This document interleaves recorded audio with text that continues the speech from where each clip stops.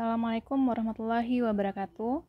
Minggu yang lalu kita sudah mempelajari tentang uji chi-square atau uji Q kuadrat, dan kita juga sudah membahas teori tentang penggunaan dari uji ini. Nah, kita sudah bahas teori bahwa pengujian Q kuadrat ini dapat digunakan untuk beberapa hal. Di antaranya untuk uji kecocokan atau uji kebaikan suai atau disebut juga dengan goodness of fit test, kemudian uji kebebasan, dan terakhir untuk uji beberapa proporsi. Nah, untuk uji kecocokan atau kebaikan suai itu sudah kita bahas juga contoh soalnya. Nah, bedanya antara ketiga pengujian tadi terletak pada hipotesisnya, di mana untuk uji kebaikan suai atau uji kecocokan, hipotesis nolnya itu berupa frekuensi setiap kategori memenuhi suatu nilai atau perbandingannya sama. Sementara untuk hipotesis alternatifnya, ada kategori yang tidak memenuhi nilai atau perbandingan tersebut. Nah, contohnya sudah kita bahas minggu yang lalu. Sekarang kita lihat untuk uji kebebasan dan uji beberapa proporsi itu pembahasannya digabung karena perbedaan antara keduanya hanya berada pada hipotesis juga, di mana untuk uji kebebasan H0-nya itu berarti variabelnya saling bebas, sementara H1 atau hipotesis alternatifnya variabel tidak saling bebas. Dan untuk uji beberapa proporsi, H0-nya setiap proporsi bernilai sama, sementara H1-nya ada proporsi yang bernilai tidak sama. Nah, kita lihat untuk uji kebebasan juga minggu lalu sudah kita bahas soalnya. Silahkan dilihat lagi pembahasan yang sudah saya berikan. Nah, sekarang kita masuk ke contoh uji Q kuadrat untuk beberapa proporsi. Kita lihat contoh ketiga. Dalam suatu penelitian, dikumpulkan data untuk menentukan apakah proporsi produk yang cacat oleh pekerja yang bertugas pagi, siang, dan malam hari sama atau tidak. Nah, di sini disebutkan apakah proporsi produk itu sama atau tidak. Ini berarti kita melakukan uji beberapa proporsi. Nah, data yang diperoleh itu berarti karena produknya ada yang cacat, berarti ada yang tidak cacat. Katanya untuk pagi, produk cacatnya untuk waktu kerja pagi, produk cacatnya 45 buah, sementara yang tidak cacatnya 905. Kemudian untuk waktu siang, produk yang cacat ada 55 dan tidak cacat itu 890. Dan pada malam hari, produk cacatnya 70 dan tidak cacatnya 870. Gunakan taraf nyata 0,025 untuk menentukan apakah proporsi produk yang cacat sama untuk ketiga waktu kerja tersebut. Nah, di sini kita misalkan bahwa proporsi sebenarnya produk yang cacat yang diproduksi pada pagi, siang, dan malam hari itu kita misalkan sebagai P1, P2, dan P3. Berarti P1 itu proporsi sebenarnya produk yang cacat di pagi hari. Kemudian P2 itu proporsi sebenarnya produk yang cacat yang diproduksi siang hari. Dan P3 berarti produk cacat yang diproduksi pada malam hari. Kita lihat hipotesis nolnya. Berarti berdasarkan teori yang sudah kita pelajari bahwa hipotesis nol untuk uji proporsi itu adalah setiap proporsi bernilai sama. Nah, karena tadi kita misalkan proporsinya adalah P1, P2, P3, maka H0-nya P1 sama dengan P2 sama dengan P3. Kemudian hipotesis alternatifnya berarti P1, P2, dan P3 tidak semuanya sama. Dalam artian ada proporsi yang tidak sama dengan proporsi yang lain. Nah, di sini karena kita menguji beberapa proporsi, maka kita gunakan uji Q kuadrat. Taraf nyata diketahui pada soal yaitu 0,025, berarti alfanya 0,025. Nah, untuk uji Q kuadrat kita butuh derajat bebas atau nilai V, di mana V itu rumusnya R kurang 1 dikali K kurang 1, di mana R itu adalah banyak baris dan K adalah banyak kolom. Banyak baris pada soal. Di sini yang kita jadikan baris adalah cacat dan tidak cacat. Berarti ada 2 baris, maka di sini 2 dikurang 1. Dan banyak kolom. Kolom di sini kita ambil pagi, siang, dan malam. Berarti ada 3 kolom, sehingga kita peroleh 3 kurang 1. 2 kurang 1, 1. 3 kurang 1, 2. Maka 1 kali 2 hasilnya adalah 2.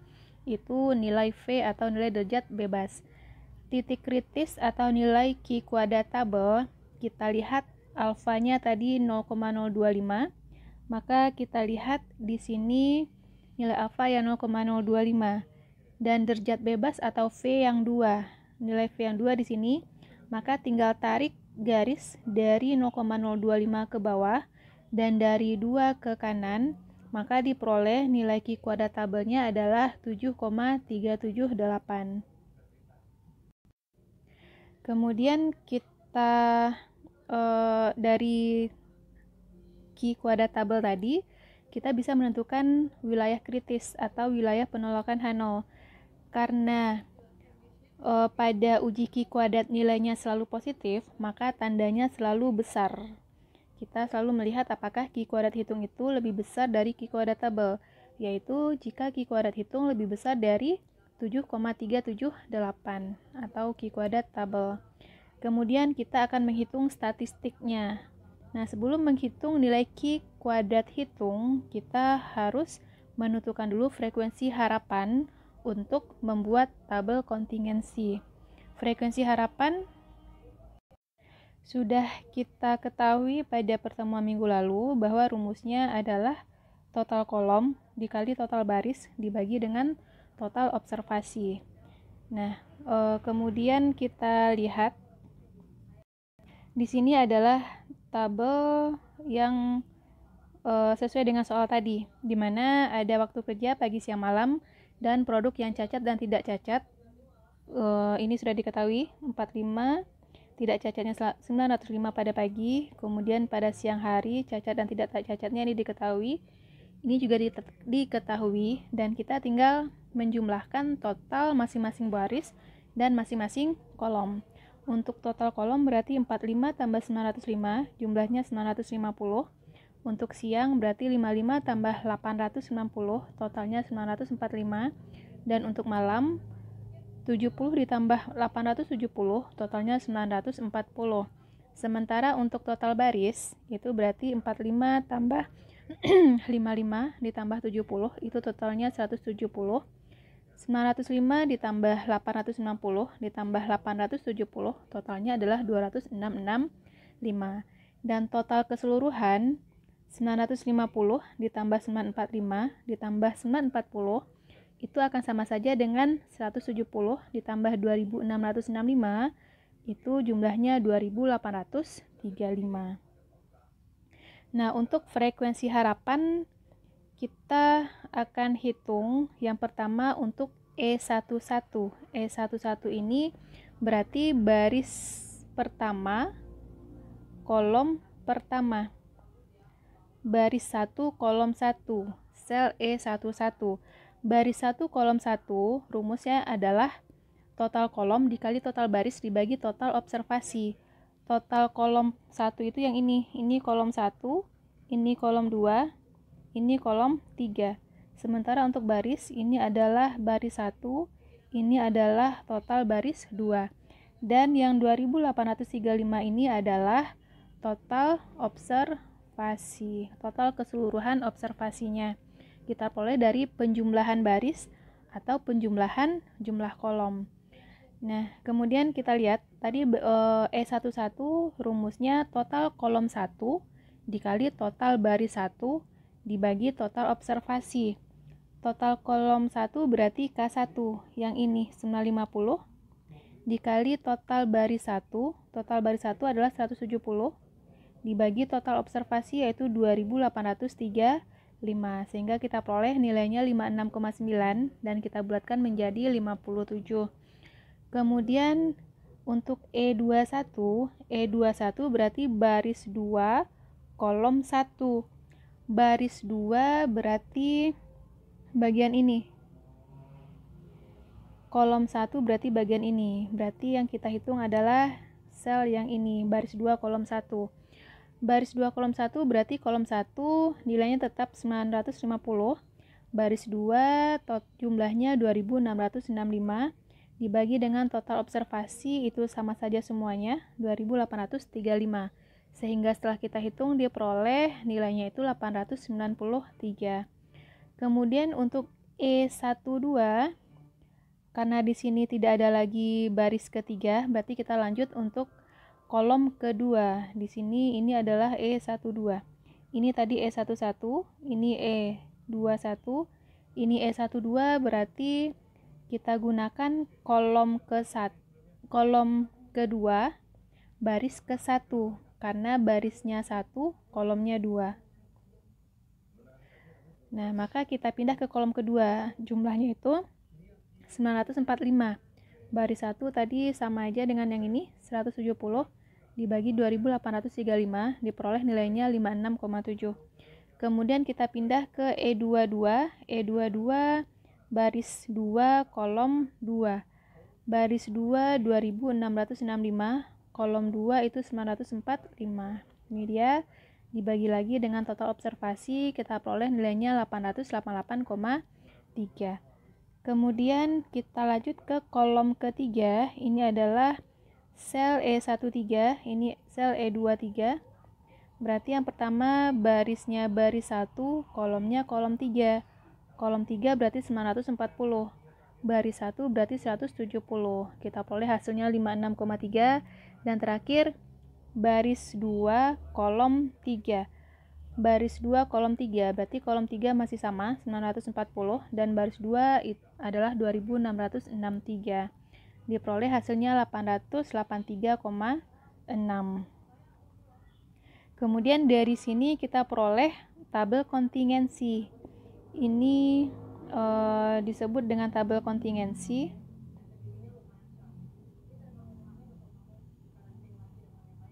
Nah, kita lihat berarti di sini kita tambahkan untuk shift pagi itu ada frekuensi observasi, yaitu sesuai dengan soal, dan ada atau sesuai dengan apa yang diperoleh.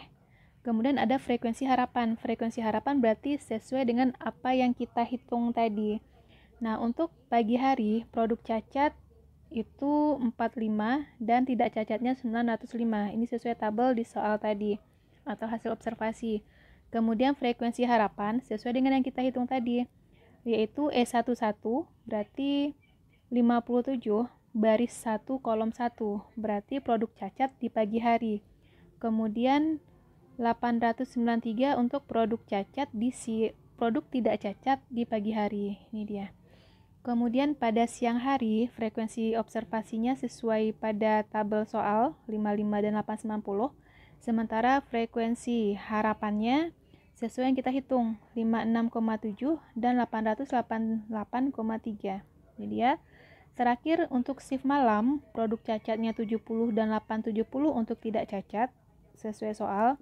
Dan frekuensi harapannya sesuai yang kita hitung 56,3 dan 883,7. Dan jika masing-masing baris dijumlahkan sesuai jenis frekuensi, berarti jika frekuensi observasinya 45 ditambah 55 ditambah 70, jumlahnya sama dengan 170. Dan begitu juga jika 57 ditambah 56,7 ditambah 56,3, itu jumlahnya juga harus sama dengan 170. Kemudian untuk produk cacat, tidak cacat, untuk frekuensi observasi 905 ditambah 890 ditambah 870 akan sama dengan 2665.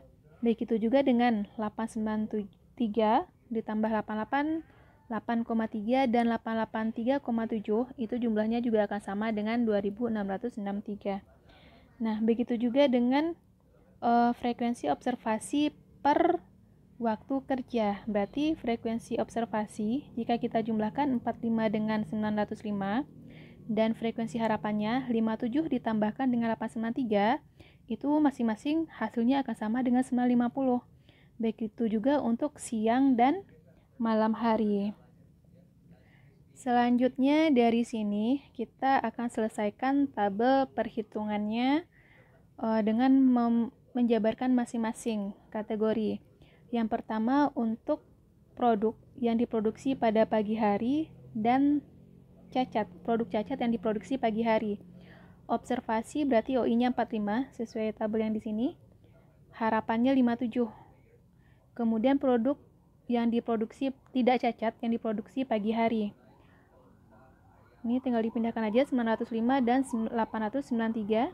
Kemudian pada siang hari 55 dan 56,7. Nih. Kemudian produk tidak cacat pada siang hari 890 dan 888,3. Terakhir produk cacat pada malam hari itu 70 dan 56,3, dan produk tidak cacat pada malam hari 870 dan 883,7. Nah, dari sini kita jumlahkan masing-masingnya akan sama dengan 2835. Itu adalah total keseluruhan atau total observasi. Nah, di sini karena rumus Q kuadrat itu adalah rumusnya jumlah OI dikurang EI kuadrat dibagi dengan EI, maka kita butuh nilai selisih OI dengan EI dulu.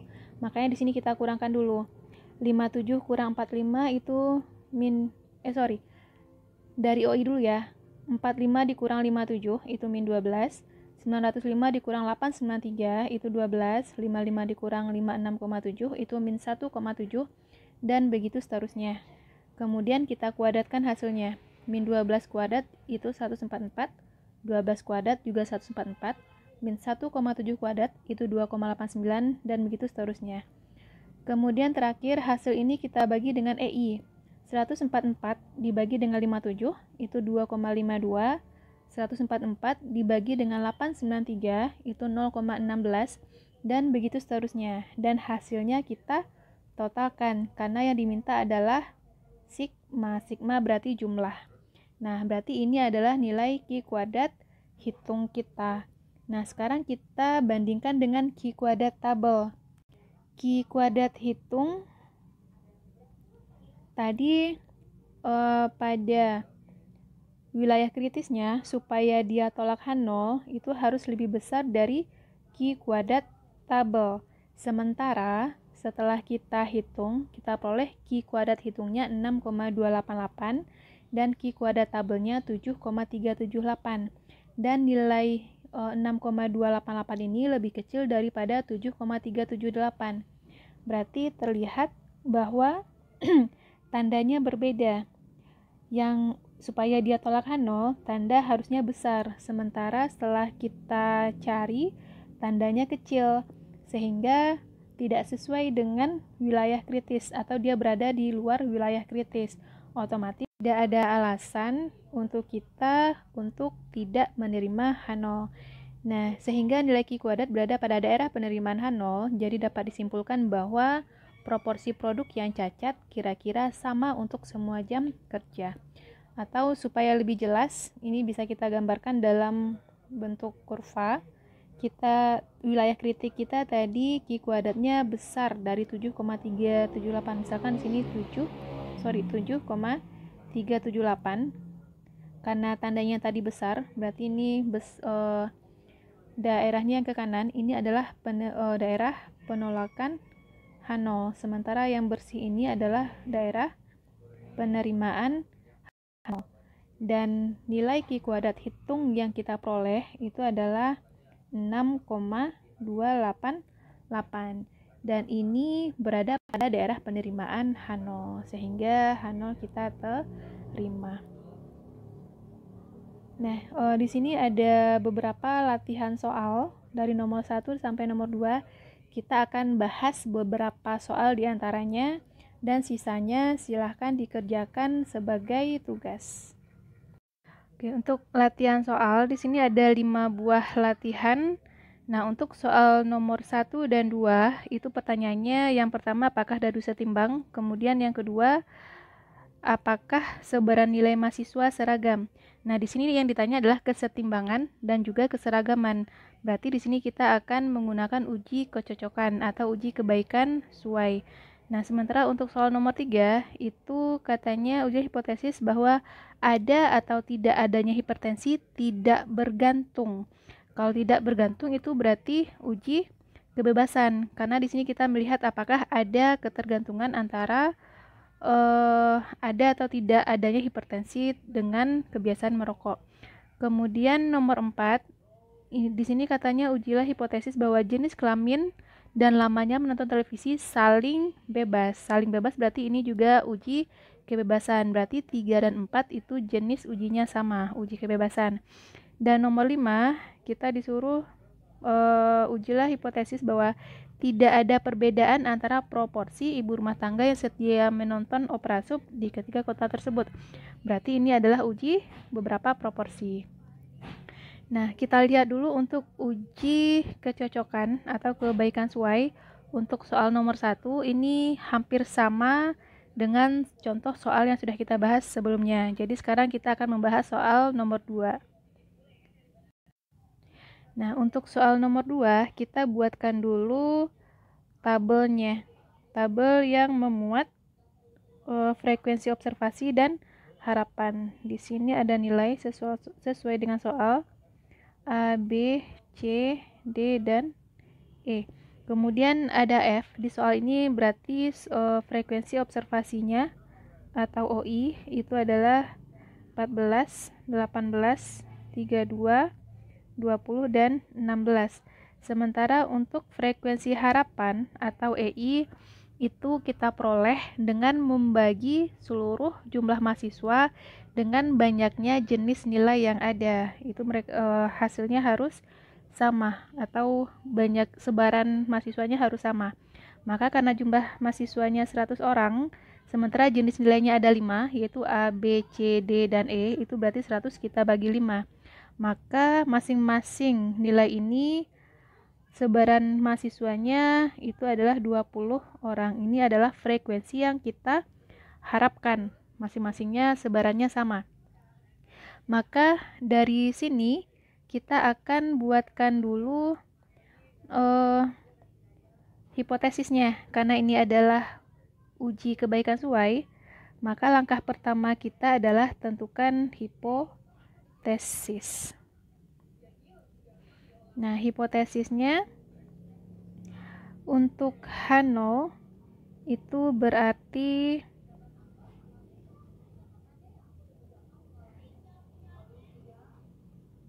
karena ini adalah uji kecocokan, karena tadi soal kita apakah sebaran mahasiswa itu seragam atau tidak, maka kita anggap bahwa sebaran mahasiswanya sama dengan 20 sesuai dengan frekuensi observasi. Sementara hipotesis alternatifnya berarti ada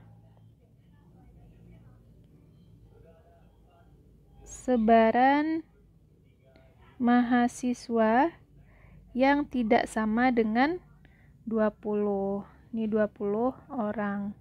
Nah, sekarang kita lanjut langkah kedua, yaitu menentukan statistik uji. Statistik uji sudah kita ketahui karena ini adalah uji kecocokan, maka kita menggunakan uji Chi-kuadrat atau chi-square. Selanjutnya, taraf nyata. Taraf nyata atau alfanya pada soal itu tadi adalah 0,05. Alfanya adalah 0,05. Sehingga kita hitung dulu derajat bebas. Derajat bebas itu berdasarkan K.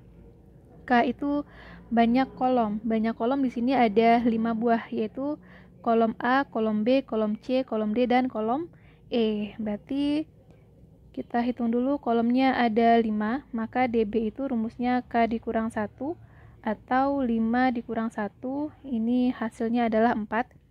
DB itu kalau di tabel lambangnya V. Nah, sehingga kita lihat tabel Chi-kuadrat. Nah, di sini kita lihat nilai alfanya adalah 0,05. Sementara nilai V-nya adalah 4. 0,05 kita lihat di sini nilai alfanya dan V-nya 4 di sini. Sehingga tarik garis ke bawah dari 0,05 dan tarik garis ke kanan dari 4, maka kita peroleh nilai V-nya, nilai Q kuadrat tabelnya adalah 9,488. Sehingga bisa kita tuliskan di sini bahwa titik kritis ya. Kita lanjut dulu untuk langkah keempat. Titik kritis itu berarti Q kuadrat tabelnya adalah 9,488. Selanjutnya kita akan hitung atau kita akan tentukan wilayah kritis. Dari titik kritis kita peroleh wilayah kritis itu yaitu penolakan H0 terjadi jika Q kuadrat hitungnya lebih besar dari Q kuadrat tabel, di mana Q kuadrat tabel itu adalah 9,488. Nah, kita lanjut. Untuk statistik hitung, itu rumusnya sigma OI dikurang EI kuadrat dibagi dengan EI. Nah, di sini untuk mempermudah kita gunakan tabel perhitungan. Tabel perhitungan di mana di sini ada kategori, kemudian ada frekuensi observasi, ada frekuensi harapan, kemudian ada OI dikurang EI, dan ada OI dikurang EI kuadrat, dan terakhir ada OI dikurang EI kuadrat dibagi dengan EI. Nah, kategorinya tadi ada 5 jenis nilai, yaitu nilai A, nilai B, C, D, dan E. Nah, ini kita hitung masing-masingnya untuk mendapatkan sigma atau jumlah dari Q kuadrat. Nah, kita salin dulu hasil yang kita peroleh tadi sesuai tabel yang kita hitung tadi ya. Dari sini tinggal dipindahkan aja nilai A, B, dan C-nya masing-masing. Nilai A sesuai tabel di soal tadi, frekuensi observasinya adalah 14, nilai B 18, C itu 32, D itu 20, dan E itu 16. Kemudian EI-nya tadi frekuensi harapan sama semua, yaitu 20 untuk masing-masing nilai. Kemudian kita kurangkan OI dikurang EI, berarti 14 kurang 20 itu min 6, 18 kurang 20 min 2, 32 kurang 20 12, 20 kurang 20 0, 16 kurang 20 itu adalah min 4. Kemudian OI dikurang EI ini dikuadratkan, min 6 kuadrat 36, min 2 kuadrat 4, 12 kuadrat 144, 0 kuadrat 0, 4 kuadrat 16. Kemudian hasil ini kita bagi dengan EI. 36 dibagi 20 itu 1,8. Kemudian 4 dibagi 20 itu 0,2. Selanjutnya 144 dibagi 20 itu 7,2. Kemudian 0 bagi 20 itu 0. Dan terakhir 16 dibagi 20 itu adalah 0,8. Dan ini semuanya kita jumlahkan. Berarti 1,8 ditambah 0,2 ditambah 7,2 ditambah 0 ditambah 0,8 jumlahnya adalah 10. Nah, dari sini kita peroleh bahwa nilai Q kuadrat hitung itu adalah 10, sementara nilai Q kuadrat tabel kita tadi 9,488. Berarti bisa kita ambil kesimpulan untuk langkah terakhir atau langkah ke-6. Untuk kesimpulan, karena Q kuadrat hitung kita nilainya tadi 10 itu lebih besar dari 9,488. lebih besar 0,9488. Ini adalah nilai Q kuadrat tabel. Nah, atau supaya lebih jelas kita buatkan saja kurvanya. Ini 0. Nah, misalkan wilayah kritis kita tadi, titik kritisnya 9,488. Wilayah kritis kita tadi di sini sebelah kanan Q kuadrat tabel. Dan Q kuadrat hitung kita berada di sini. Ini adalah 10. Ini adalah wilayah penolakan H0. Nah, berarti karena Q kuadrat hitung kita berada pada daerah penolakan H0, maka H0 kita tolak. Karena H0 kita tolak, maka H1 diterima, di mana artinya terdapat sebaran mahasiswa yang tidak seragam.